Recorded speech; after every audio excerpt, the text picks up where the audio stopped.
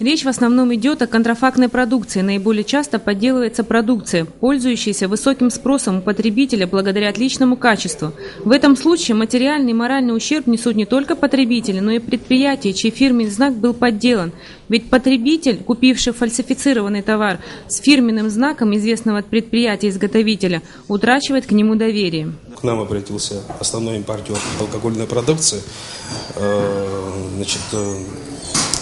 С жалобой, что участились случаи незаконного ввоза на территорию Абхазии, появление в розничной сети поддельных алкогольной продукции известных торговых марок.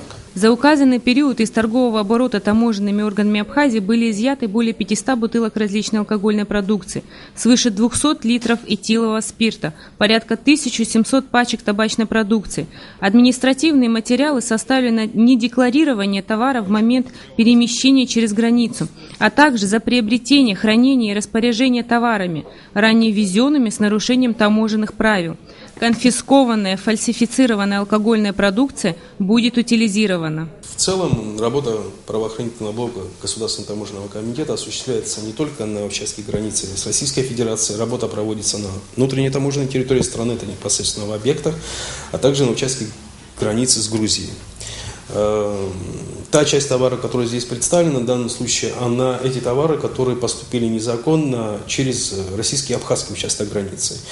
Есть и товары, которые изъяты на границе с Грузией, товары, которые были ввезены с территории Грузии незаконно. Большей частью сейчас, в настоящий момент, незаконные поставки товаров с территории Грузии – это минеральные воды, вина грузинского происхождения и сельскохозяйственная продукция. Как отметил Тенгиз Джопо, Государственный таможенный комитет будет проводить по всей Абхазии мероприятия по изъятию недекларированной и фальсифицированной продукции. Рената Шакаев, Беслан Джинджал, Абхазское телевидение.